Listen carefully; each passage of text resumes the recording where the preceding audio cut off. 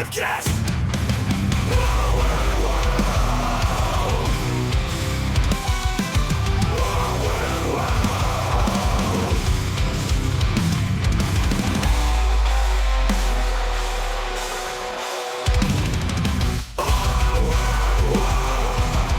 Welcome to Our Weird World. I am your host, John Henson, and I am sick.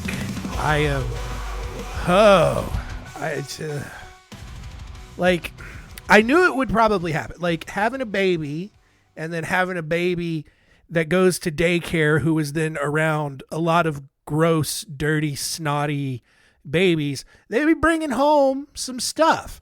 And like, it eventually was going to get me. I knew it would.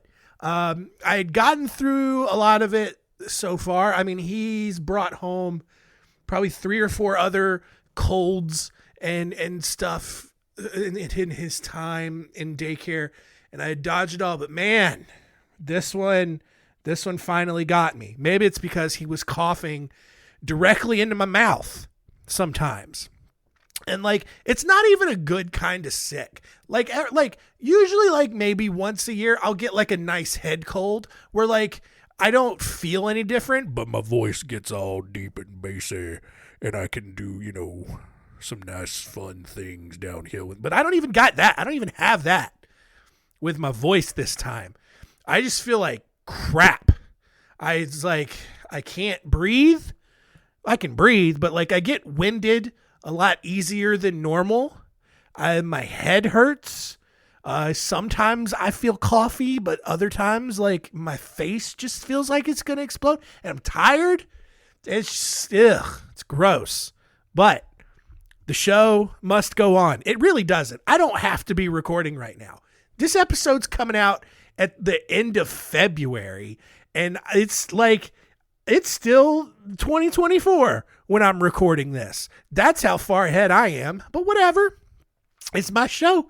Because here's the thing. Like, the holidays are coming up in the time that I'm recording this. I'm not going to have a lot of opportunities to record because I'm self-conscious and I don't want my wife to hear me yelling in my room by myself, even though she listens to the show. She listens as you are listening.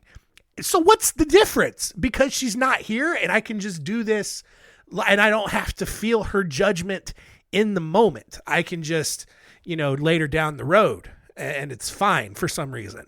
So today, you're talking about a group of people that I probably need to take a visit to. And I will. I have a doctor's appointment in a couple of days for an unrelated thing. Probably just so they can yell at me more about, your liver's too fatty. You got too much cholesterol. Whatever, dude. Like, who in America doesn't have those problems other than like skinny people? But whatever. So today, if you didn't pick up on it, we're talking about Demented Doctors. Episode 55 and episode 216. We've done this twice before, but we're doing it again for a third time. And we're looking at the stories today of Harold Shipman, Michael Swango, and our first story will be of Oliver Haugh.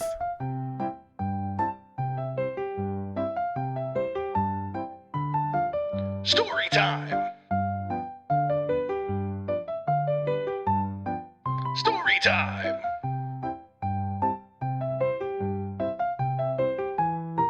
Story time?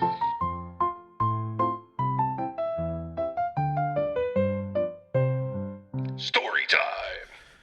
I can hear the dog in the other room just slurping on her gooch, just trying to clean it and just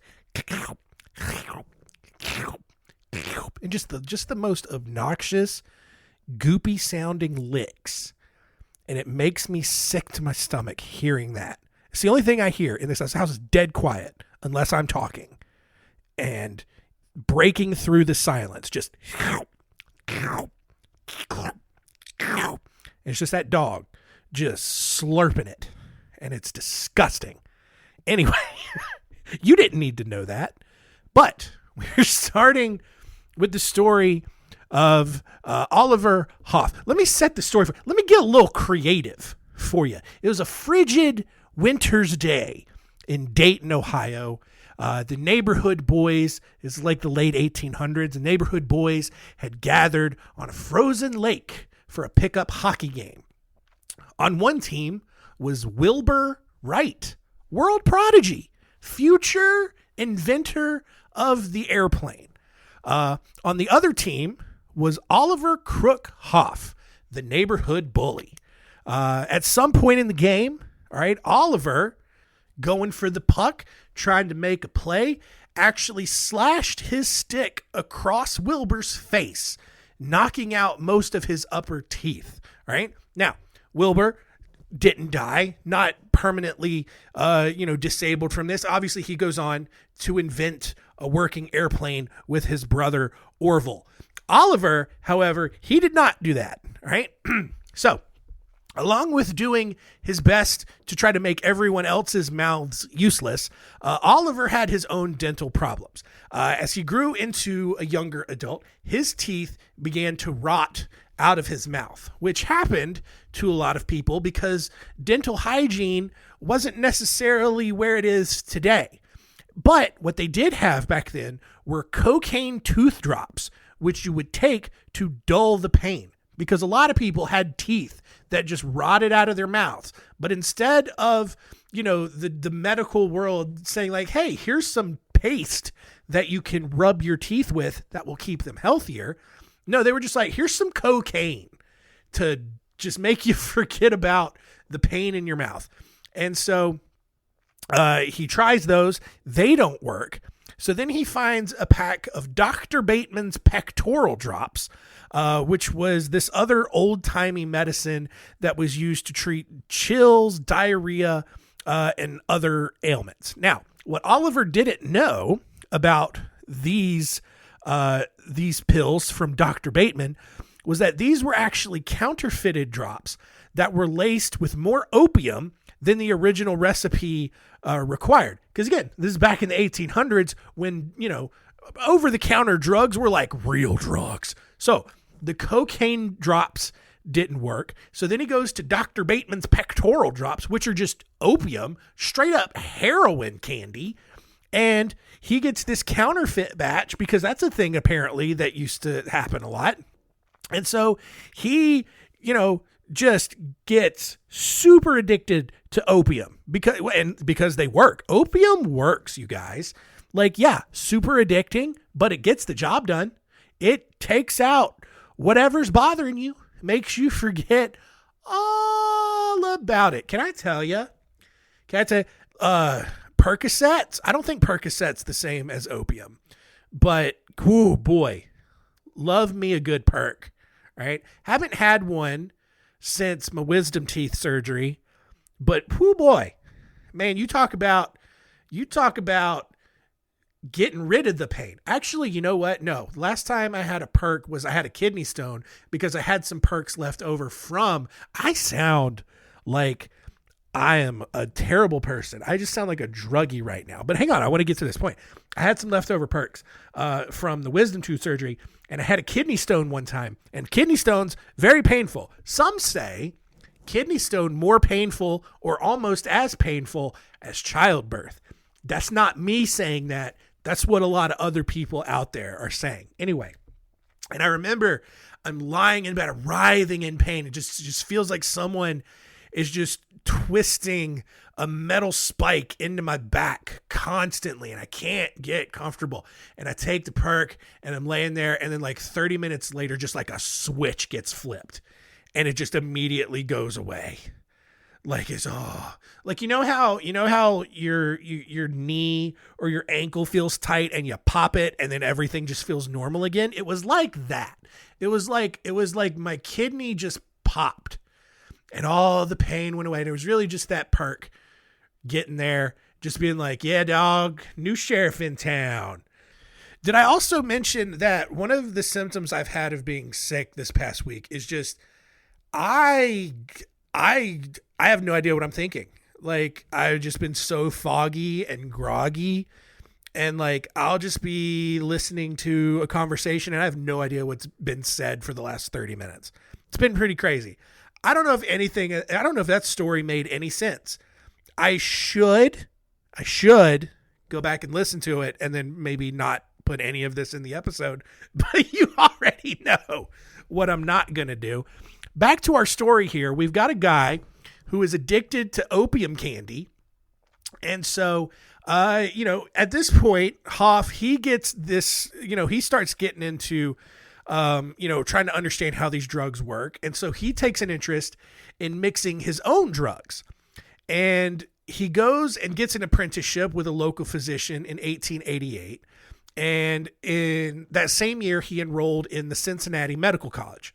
While there, he met Anna Margaret Eckley and fell in love. And when her father unexpectedly died, Oliver swooped in, married her, and then used the life insurance money that she had gotten from her father to fund his college tuition, which is kind of a dick move, but it happened so often. Like, these ladies come into a lot of money and a guy will just swoop right in, marry them, and take it over because women don't know how money works, right, honey? Anyway, that's a joke. That's an inside joke. It's not an inside joke. She has no idea what I'm talking about right now. Gonna have that awkward conversation when she hears this. Love you. Anyway, he eventually graduated from Louisville Medical College after being kicked out of Cincinnati Medical College and Miami Medical College, the Miami in Ohio, not Florida, due to his growing drug and alcohol problems. Well, either way, he graduates from medical college, and in 1894, he opened his own medical practice in Dayton. But he wasn't content just treating people's illnesses. He wanted more, mostly because the drug-induced voices in his head told him that he could totally do more. Oliver wanted to create a new race of humans. And after reading Robert Louis Stevenson's Strange Case of Dr. Jekyll and Mr. Hyde, Oliver believed that two people could exist inside one body because he didn't realize that Dr. Jekyll and Mr. Hyde was a fictional story.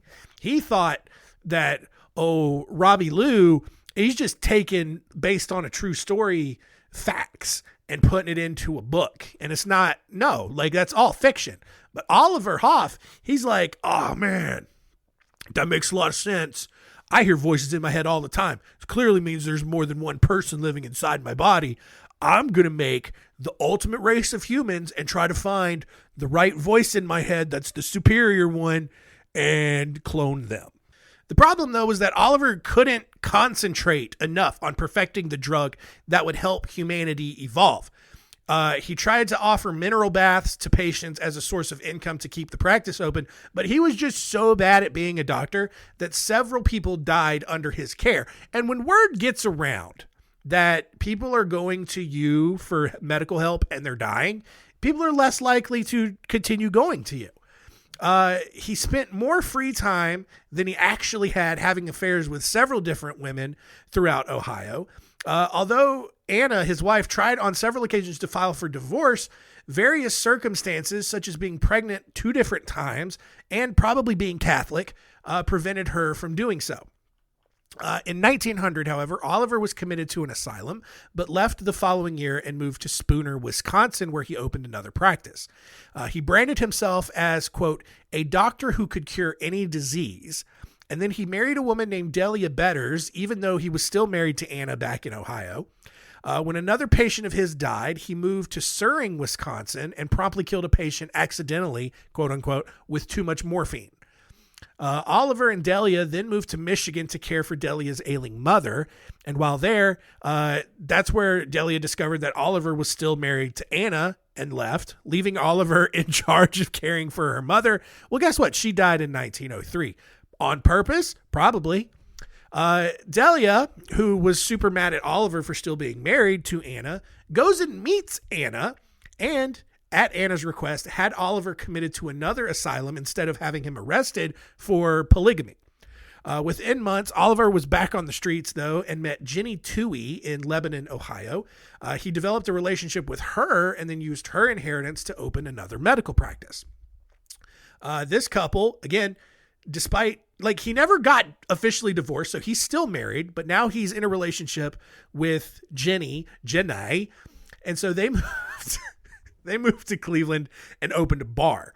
Oliver continued practicing medicine from inside the bar until police closed it down on accusations that the couple was running a prostitution ring. Were they? I don't know, but it wouldn't surprise me.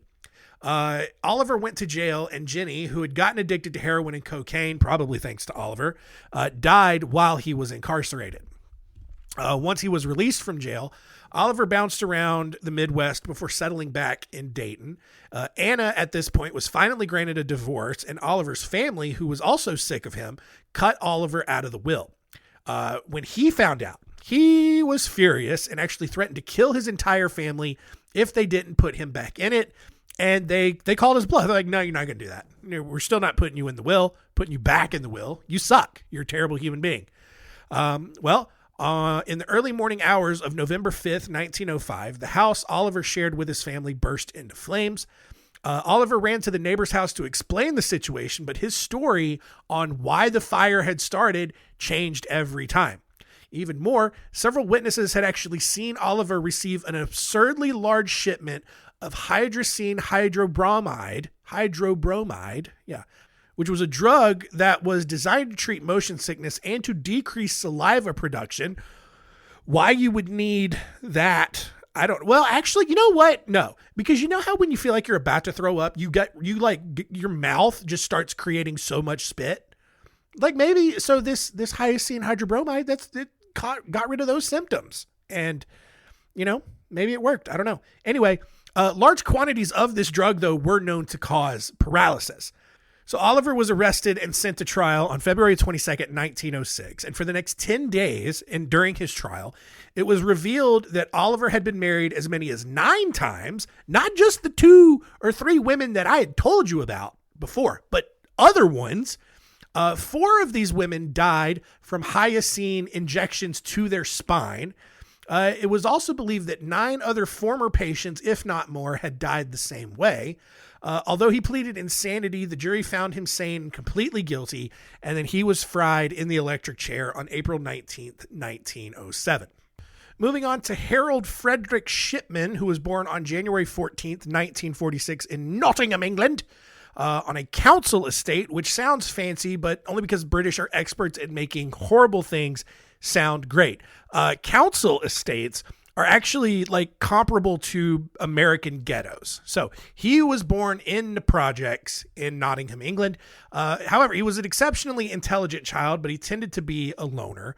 When his mother died of lung cancer when he was 17, Shipman decided that he would become a doctor and try to prevent other people from losing their mothers. It's very admirable.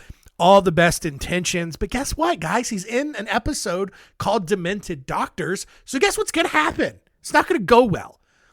He went off to study medicine in Leeds, married Primrose May Oxtoby, and had 4 children with her.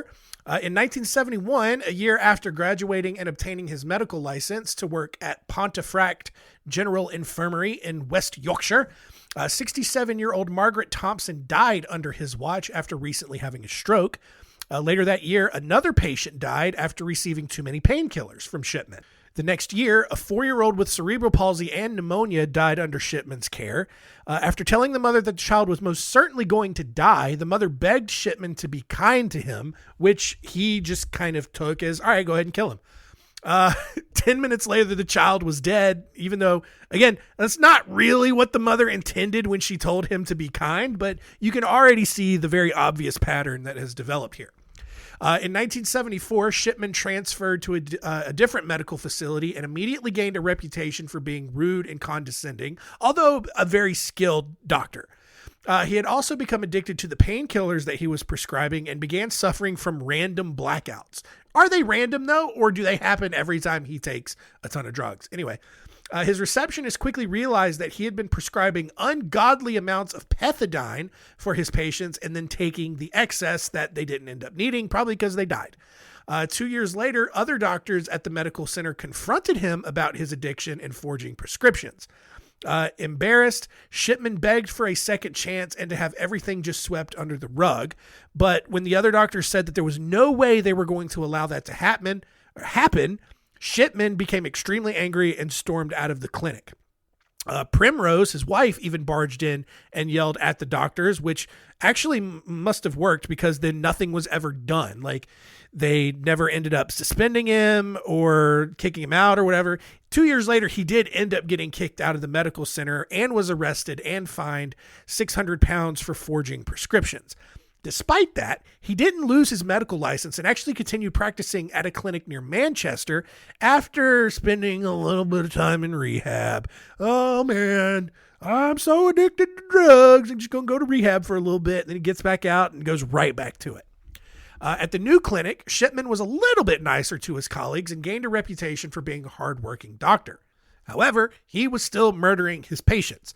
He killed 4 people in 1978, 2 more in 79, 1 each in 1980 and 81, and 2 more in 83. All of his victims were elderly. So, like, is it really murder or is it just kind of like fast forwarding to the end when there's only like 5 minutes left anyway, right? Following an appearance on BBC show Panorama, in which he discussed how to treat mentally ill people, by all accounts, he did not advocate murdering them, unlike all of the grandparents he was killing in Manchester, but he was like being ethical on the TV show. However, after he appeared on the show, he really ramped up his murders. He killed 9 people in 1984, 11 in 85, 8 each in 86 and 87, and then 11 people in 1988.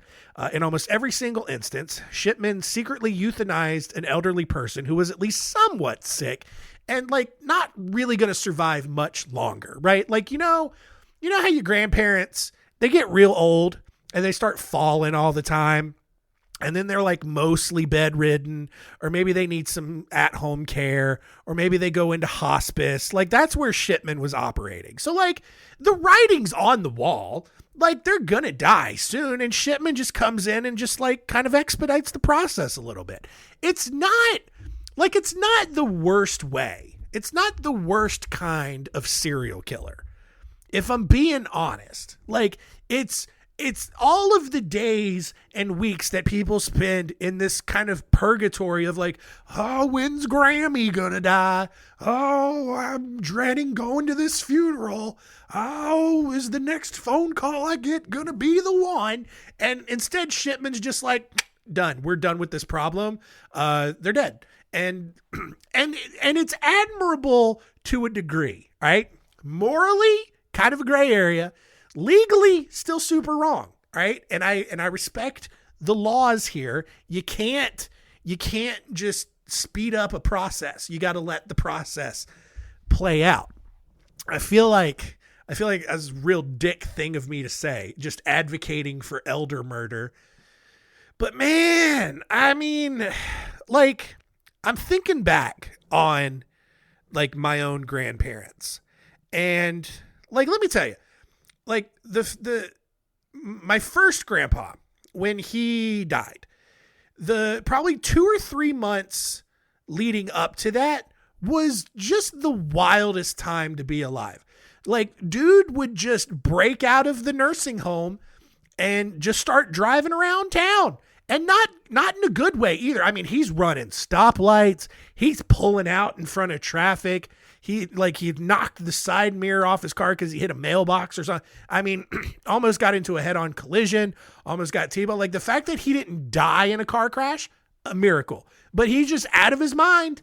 And I think it would have just been easier and less stressful on everybody if someone in the nursing home had just killed him.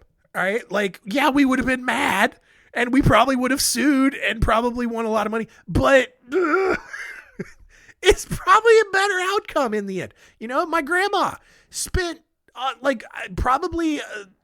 want to say like a decade in a nursing home. Most of that time she was out of her mind. The last time I was in the same room with my grandma, it was at a Christmas gathering, and she was talking about how there was a family living in her attic because the Nazis were coming after them. And it's like, Grandma, why are we keeping you around? Like, I would have been, and again, like my uncles and my mom, you know, probably would have been devastated. But if just a nurse in the nursing home, you know, or like in one of the surgeries, one of the million surgeries that she had because she kept falling and like breaking her neck. Like just in one of those surgeries, like the operator was like, what are we doing here? Why are we wasting our time on this? Cut the cord, man. Like it would have just been, oh God, it would have just been so much easier on everybody. But again, it legally, you can't do that. Anyway, back to the story. In 1993, after taking a couple of years off of murdering grandparents, Shipman left the clinic that he had been working at for over a decade and took the 3,000 living patients that he had with him and opened a private practice. At this point, he had killed at least 71 patients, and now with his own private practice, he was under way less supervision, which means he could actually kill even more old people. And that's what he did. He killed at least 15 people in 93, 11 in 94, 28 in 95, 30 in 1996, and 9 in 1997. Finally, in March of 1998, a local undertaker realized that most of the people coming through the funeral home were once Shipman's patients. Logically, this undertaker thought that Shipman was either just really bad at being a doctor or that these people were dying on purpose. When she also realized that almost every single one of Shipman's patients had died fully clothed while either reclining in a chair or lying in bed, she went to police because that's a little suspicious, I guess. Maybe a lot of people in England die naked or something. I don't know. Police initially investigated the death certificates that Shipman was signing and everything looked fine. Of course, right? The cause of death matched the treatment they had been receiving. And so the police closed the investigation. What they didn't realize was that Shipman had been rewriting the patient's records to make them sound worse off than they actually were. After killing at least 3 more people, Kathleen Grundy, a wealthy widow, died suddenly on June 24th, 1998. Everyone in the Grundy family was shocked because Grundy had actually been very, very healthy up until that point. Shipman, who was her doctor, had visited the house a few hours prior to her death to take blood samples for an aging study, quote unquote, that he was doing. He told the family that Grundy was just old and died of natural causes, and that after a brief inspection of the body, he felt confident in his assessment and that no autopsy needed to be conducted.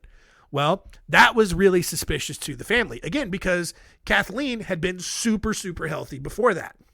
However, no one had enough evidence to go to the police to press any charges. However, when it came time for the reading of the will, the family was then notified of a second secret will that gave all of Grundy's assets, which was about 400,000 pounds, directly to Shipman and not her own family. At that point, the family went back to the police, who ordered an exhumation of Grundy's body, where they found, of course, evidence of a morphine overdose. Shipman was arrested a few days later, but denied all of the accusations. However, police then went back and reviewed the same medical records they had overlooked the first time and discovered where Shipman had been altering them. Over the next several months, police exhumed his former patients' bodies and charged him with murder after murder after murder after murder. All this time, Shipman never admitted any wrongdoing. Finally, on January 31st, 2000, Shipman was found guilty on 15 counts of murder and given 15 life sentences. Although he had only been convicted of 15 murders, there were hundreds of other patients that authorities had questions about. They just hadn't had time to get to them yet before the trial actually started and went through. Although a clinical audit questioned Shipman's role in 236 other deaths over a 24-year period, police declined to press any further charges. The audit, when it finally concluded, believed that Shipman had killed 215 patients between 1975 and 1998. And on January 13th, 2004, Shipman was found hanging in his cell. Our final story here is of Michael Swango, who was born on October 21st, 1954 in Tacoma, Washington. His childhood was mostly normal, despite not having much contact with his father. He was valedictorian of his high school and then went on to serve in the Marine Corps. Following his discharge, Swango enrolled in medical school at Southern Illinois University. By the time he gets into medical school, he was fascinated with dying people. But rather than study to become the best doctor he could be, Swango spent as much time as he could working as an ambulance attendant, going out to emergency situations and seeing dead people. And because again, that was what was really getting him going. Many of Swango's patients ended up dying under his care, but no one really thought anything of it. Although he was nearly expelled for faking checkups, Swango graduated with his medical degree. Again, despite a poor evaluation from his, teachers and professors and, employers, everything, Swango received an internship at Ohio State University Medical Center in 1983. Almost immediately, though, nurses noted that healthy patients started dying under mysterious conditions. One nurse even saw Swango injecting a patient with quote-unquote medicine, and their condition quickly deteriorated. The following year, Swango returned to Illinois and worked in the ambulance corps. His coworkers quickly realized that they'd get violently ill anytime Swango made the coffee or brought food in, but no one really did anything about it. It's just like, oh, Swango made the coffee, don't touch it. Everybody gets sick. Like, it's just the links that people will go to not do something is always crazy to me. Finally, Swango was arrested for possession of arsenic and other poisons and was convicted of poisoning his coworkers. He was given a 5-year sentence and ironically died in prison after a cellmate poisoned him with a tainted shiv. And that'll do it for story time. Just kidding. Swango was actually released from prison in 1989 and found a job as a laboratory technician in Newport News, Virginia. Unsurprisingly, people at the lab began complaining of stomach pain. In 1991, Swango, who has somehow found someone to get married to, changed his name to Daniel J. Adams and relocated to Sioux Falls, South Dakota to work at a hospital there. Ladies, if you get married and then your husband's just suddenly like, I'm going to change my name, you should, one, be like, hey, I thought that was my job. If you choose to do it, you don't have to do it. You don't have to take his name. I'm just saying, historically, the women are the ones that change their name after they get married, not the dude. And to change his name completely seems very strange. Did she do anything about it? Of course not.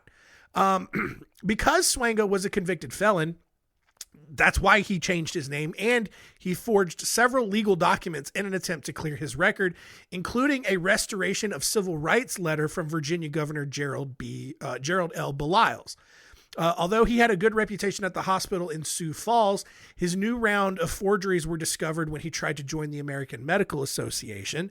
And then when his story aired on a segment of Justice Files on the Discovery Channel, Swango was fired. So this dude, he hasn't even really officially killed anybody yet. He was arrested for trying to poison his coworkers, and he forged documents just to try to get back into working with a hospital. And he's already made the Discovery Channel already.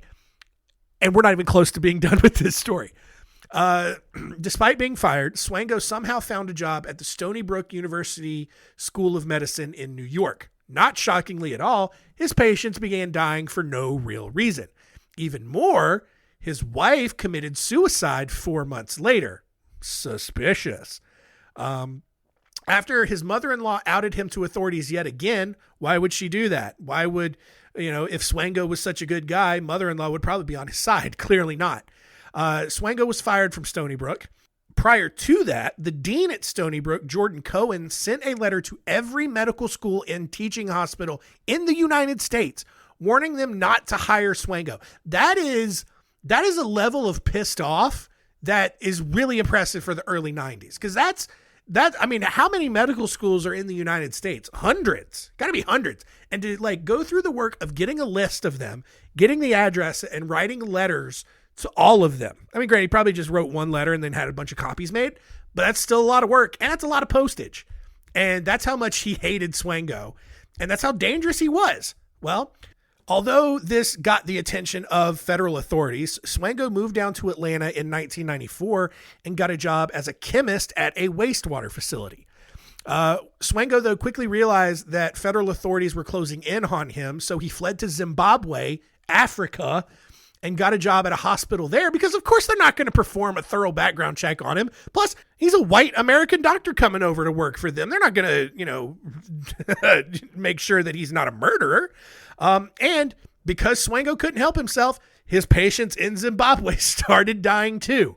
When the director of that hospital realized what was going on, he suspended Swango, who in response hired a lawyer who somehow figured out a way to allow him to return to clinical practice. It's like, hey, like, hey, lawyer, listen, I got suspended because I was accused of murdering my patients. Can you like file some paperwork so I can go back to work and start working and keep working with patients? Yeah, sure. That doesn't seem suspicious at all. Like, read the room. While all of that was happening, Swango's landlord got violently ill and reached out to a local surgeon who suspected that he had been poisoned. That surgeon told the landlord to send hair samples to South Africa for testing, who confirmed toxic levels of arsenic in her system. However, before authorities could catch Swango back in Zimbabwe, he then fled to Zambia and Namibia, where he found yet another medical job. Back in the United States, federal authorities, they're continuing to investigate Swango's actions. And then once they had proof that he had actually lied on a government application to work at a VA hospital, authorities arrested him at Chicago O'Hare International Airport, where he was on a layover to Saudi Arabia, where he was about to take another medical job, which is ballsy to me that he would even come back to the States for any reason whatsoever. But like, he flees to Zambia and Namibia. He gets another medical job, right? And then he goes back to the States for some reason. Like, at that point, you can't come back. You're just on the run forever. But no, he thinks he can get away with it. He comes back, to the States, and then he's about to leave again to go to Saudi Arabia for a medical job, and he gets caught. He pleaded guilty to defrauding the government and received a 3-year sentence, which seems a little light considering all the work that went into figuring out what he had done wrong. And although Swango was in prison, authorities still needed to figure out how to prove that he was, at this point, a serial killer. They quickly exhumed the bodies of 4 of Swango's former patients and found poisons and sedatives in their systems. They also found that he had lied about a patient's death during his time at Ohio State. And with less than a week to go in his initial prison sentence, authorities charged him with 3 murders and just this CVS list, receipt-sized list of other crimes. Zimbabwean authorities also threw 5 murder charges on top of that. And so on September 6, 2000, Swango pleaded guilty to avoid the death penalty in both countries, one of which likely being way scarier than the other. Although he admitted to only 3 murders, evidence linked him to at least 35 deaths, and he has been suspected of as many as 60 murders. As of right now, he is serving his consecutive life terms without the possibility of parole at ADX Florence, which is like the supermaxiest of the supermax prisons that he requested to go to.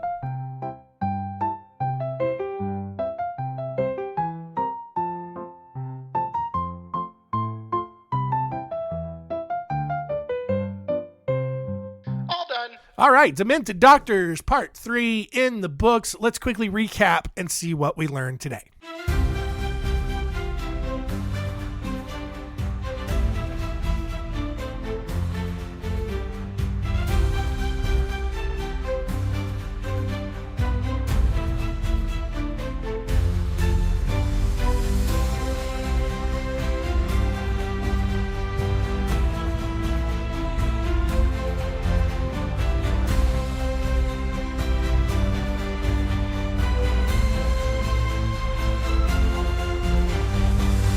What did we learn? Number 1, I hope this episode was coherent.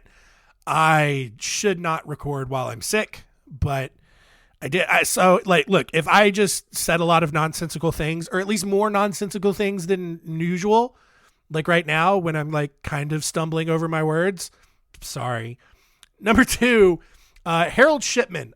Honestly, like, depending on how you define a serial killer, like Harold Shipman could be considered like one of the most prolific serial killers of all time. Like, questioned in 236 deaths, concluded that he was probably responsible for the deaths of 215 patients over a 24-year span.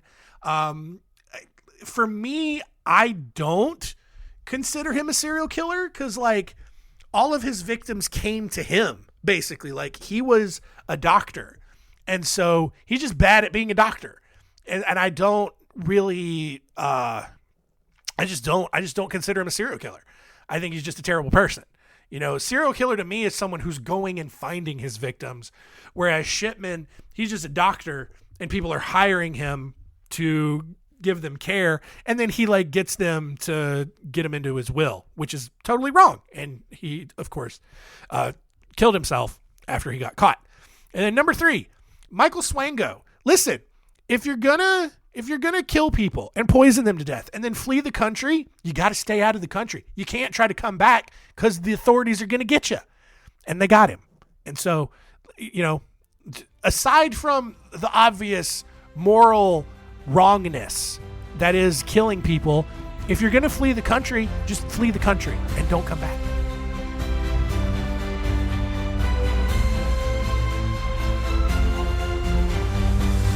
What did we learn? Next week on Our Weird World, we are into the month of March, which means it's another weird fun bag.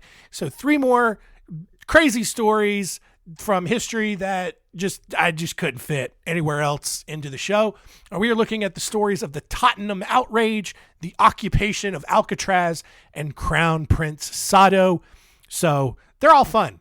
So next week's going to be a fun episode. So thank you for continuing to listen. Keep telling your friends about the show. Please tell one of them. Just be like, hey, buddy, listen, check out this podcast I've been listening to. It's pretty bad. And maybe you'll listen to it for some unknown reason like I do.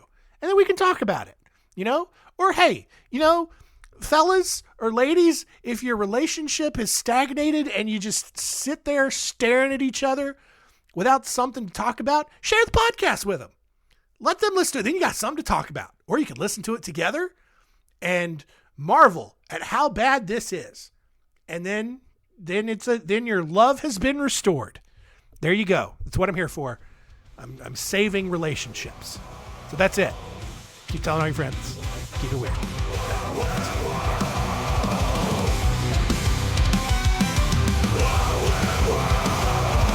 This is a podcast.